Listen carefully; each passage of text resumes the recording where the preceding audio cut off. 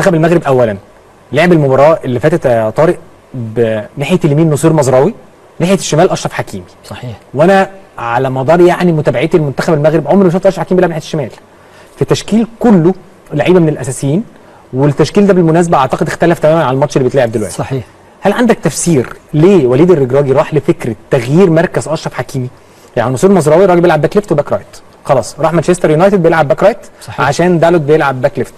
فليه بقى ياخد اشرف حكيمي يلعبه ناحيه الشمال، وخاصه ان كان في مشاكل دفاعيه كتير في المباراه ده، وده كان كلام وليد الرجراجي بعد الماتش. طيب في البدايه اسلام خلينا نقول انه ربما يكون الخاسر الاكبر، ما نقدرش نقول ان هو خاسر لان في منتخب زي منتخب المغرب بتشكيلته طبعا ما فيش حد خاسر، لكن المتضرر الاول هو نجم النادي الاهلي يحيى عطية الله اللي هو حاجز مركز، يعني حاجز دور في الباك الشمال. طيب الحكايه ايه بقى على لسان صانع القرار في المنتخب المغربي وهو وليد الرجراجي؟ بعد المؤتمر اتسال ليه نصير اتلعب باك يمين وحكيمي على غير العاده لعب باك شمال، فهو قال هو يبدو اسلام ان في قصه حوالين الموضوع، وهو بيحاول بشطارته المعهوده ان هو يهندل الامور زي ما بنقول. قال ان جه الوقت ان نصير مزراوي يلعب في المركز بتاعه. جه الوقت اللي نصير مزراوي يلعب في المركز بتاعه. قبل كده كان اشرف حكيمي على طول هو اللي بيلعب في المركز ده، وهو براند في مركز ده في العالم كمان، يعني منتخب المغرب وعلى مستوى العالم بالظبط. ففعلا نصير لعب الماتش اللي فات قدام الجابون ونال اشاده كبيره جدا جدا من وليد الرجراجي، اللي قال في المؤتمر الصحفي مصمم ان هو علشان شاطر، هو مصمم ان هو يصعب الامور ويحلها في نفس الوقت. قال ان نصير مزراوي لعب ماتش كبير جدا في الوقت اللي اشرف حكيمي ما كانش مرتاح في الناحيه الشمال. طب انت كده عملت ازمه، طب انت هتحاول تحلها ولا انت عندك حلها ولا الحل مش موجود ولا ايه؟ بس رمى برضو حته تانية يا اسلام اللي هي الحته اللي سبايسي دي. قال ان هو اشرف حكيمي عليه ان هو يتاقلم مع مركزه الجديد. يبدو ان اشرف وفقا لكلام وليد الرجراجي بعد الماتش اللي فات، يبدو ان اشرف حكيمي مكمل معانا شويه في الناحيه الشمال.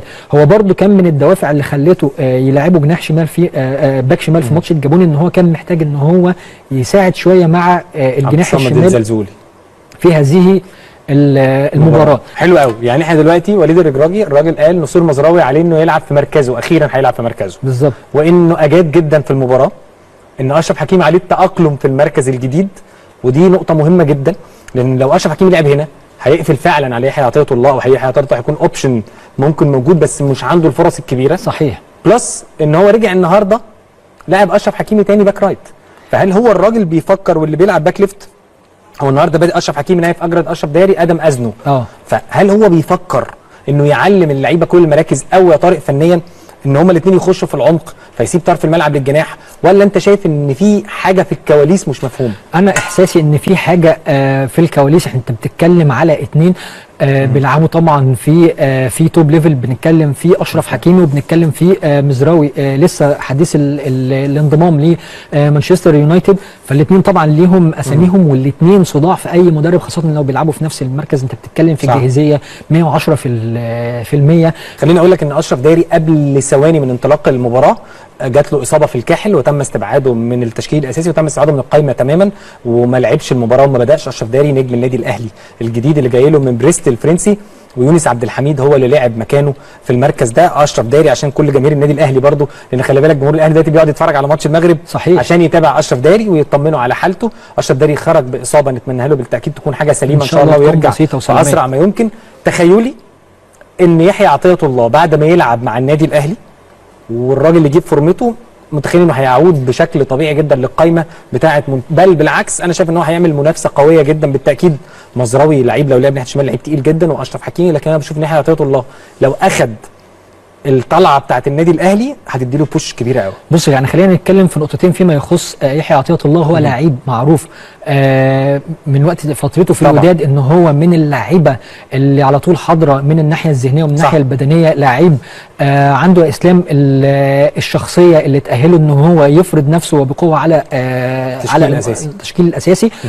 هو كمان لعيب من اللعيبه اللي عندها حسن استماع وعندها الجانب الطاعه شويه، ان هو حاطط يعني نفسه تحت بيسمع كلام المدرب لما نصحوا ان هو يسيب النادي الروسي اللي كان فيه ويقبل عرض الاهلي اللي كان فيه اتصالات بينه وبين وليد الرجراجي، وكان بصفه عامه في مؤتمر صحفي هو اعلنها صراحه ان هو محتاج اللعيبه اللي ما بتلعبش في فرقها تبدا تشوف فرق تانية حتى لو كانت في افريقيا. علشان كده هو لا يشعر بالقلق ان اللعيبه بدات تسيب اوروبا وتيجي حتى وان كان ليه النادي الاهلي بالعكس هو شايف طبعا ده هيلعب كاس العالم للانديه، هيلعب كاس العالم للانديه مستوى عالي جدا من التنافسيه. يحيى عطية الله لما يكون ان شاء الله جاهز من الناحيه البدنيه ان هو يكون موجود مع النادي الاهلي، هيلعب برتم مباريات طبعا اعلى من فرقته سوتشي، وهيلعب في ليفل انا من وجهه نظري اقوى طبعا. حتى اسلام لو احنا رجعنا بالذاكره وقت لما كان بدر بنون قد ايه مستواه طبعا عالي طور جدا بالظبط. فاللعيبه بتيجي في النادي الاهلي هم بيلعبوا كم ماتشات بضغط جمهور يفوق انديه هم ربما كانوا بيلعبوها في اوروبا. عشان كده اتفق معاك في الطرح اللي انت قلت فيما يخص عطية الله. طيب نروح على المنتخب المغربي، فوز متاخر النهارده شويه، فوز متاخر النهارده امام ليسوتو، ولكن تقدر تقول من خلال تصفيات كاس الامم الافريقيه اللي خلاص كده المغرب رايحه عشان هي اللي منظمه للبطوله، هي فرصه للتجريب. ولما تتفرج على مباراه الجابون، مباراه الجابون دي حصل فيها بعض الحاجات اللي انت تقدر تاخد منها ملامح ان انت فعلا هو وليد الرجراجي بيحاول يطمن على التشكيله وبيحاول يجرب حاجات كتير. لان انت النهارده اول مره كنت اشوف التركيبه بتاعت عبقار مع نايف اجرد في الخط الدفاعي. البعض كان بيلوم على عبقار في المباراه، ولكن انا ما اقدرش الوم عليه قوي، لان انت برضو التشكيله اللي كانت بتلعب للمنتخب المغربي بطريقه ال4-1-4، بص على التشكيله محمودي، ما فيش الا سفيان مرابط فقط في وسط الملعب اللي يقدر يعمل نواحي دفاعيه. اشرف ونصير متبدلين، بالظبط اشرف بيلعب ظهير ايسر، ونصير يعني نصير هو اللي بدا يمين واشرف شمال الناحيه الثانيه بالظبط كده. فانت لما تتفرج على التشكيله انت كان في وجهين مختلفين للمغرب في المباراه، وجه هجومي قوي جدا وقدروا من خلاله هم يسجلوا رباعيه، ولكن في المقابل كان وجه دفاعي سيء شويه. لان منطقي لانه ابراهيم دياز والخنوسي الله ينور عليك والزلزولي وسفيان رحيمي وحكيمي كان ومزراوي بالظبط، مفيش توازن خالص. وحتى كمان حكيمي مش قادر كمان يطلع اللي عنده زي ما بيعملوا كظهير ايمن. فهنا شفت بقى وجهين مختلفين، واحد قوي جدا هجوميا وعندهم مشاكل دفاعيه. ولكن انا زي ما بقول لك مباراه التصفيات بالنسبه للمغرب في كاس الامم الافريقيه هي فرصه للتجريب بالنسبه لنا. حتى كمان شفنا ان حكيم زياش بيلعب من قلب الملعب مش زي ما دايما كنا بنشوفه في الجناح الايمن. فبالتالي ديت فرصه بالنسبه لوليد الرجراجي يجرب كل الاسماء اللي عنده. والنهارده التشكيله اللي لعبت امام ليسوتو عايز اقول لك كلها شبه متغيره عن الجابون. يونس عبد الحميد اللاعب صاحب الخبرات الكبيره في خط الدفاع، ازنو لعب النهارده، كمان امين عدلي بدا المباراه، ريتشاردسون، ترغالين لعب، عندك عز الدين قناحي بدا من اول المباراه، يعني لا منير المحمدي لعب. فكان في هو بيجرب، هو عمال بيدي فرص للجميع علشان لما تبقى البطوله خلاص تبقى على ارضك يبقى انت جربت كل التشكيلات المتاحه بالنسبه لك. لان انت برضه هو عنده مشكله دلوقتي، انت كنت دايما متعود على خط الدفاع في المغرب دايما رومان سايس مع نايف اكرد. نايف اكرد كان عنده مشكله مع وست هام ان هو ما بيشاركش، ورومان سايس ابتعد شويه عن التشكيله بتاعت المنتخب فبدا يجرب اللاعبين. فده اللي انا شايفه الاستفاده اللي بيطلع منها وليد الرجراجي في تصفيات كاس الامم الافريقيه، هو التجريب من اجل احداث زي ما تقول كده المياه الراكده تتحرك في المنتخب المغربي من اجل ان انت تصل الى التشكيله المثاليه قبل انطلاق البطوله اللي هتستضيفها المغرب لثاني مره في تاريخها بعد ما استضافت المره الاولى سنه 1988. يومها توج المنتخب الكاميروني بثاني القابه. الكل في المغرب في انتظار البطوله، يعني من ساعه ما تم الاعلان خلاص كل حاجه كامله. عندك سكواد تقيل جدا، عندك تشكيل تقيل جدا، عندك دكه احتياط كبيره جدا، عندك قواعد ناشئين ومنتخب اولمبي مطلع لك لعيبه، عندك منتخب تحت 20 تقيل، تحت 17 تقيل، المواهب بالزوفه.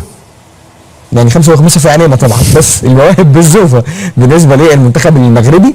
فمع وجود الرجراجي ومع وجود المجموعه دي وقدام جمهور المغرب، الحقيقه مفيش اي حاجه تنقص المغرب انه يحاول اكتر من اي مره علشان ينافس على الفوز بهذا اللقب البعيد جدا. الموضوع ده في المغرب واخد حيز كبير من التفكير، ورا نجاح المغرب في كاس العالم بيقفل شويه على القصه دي.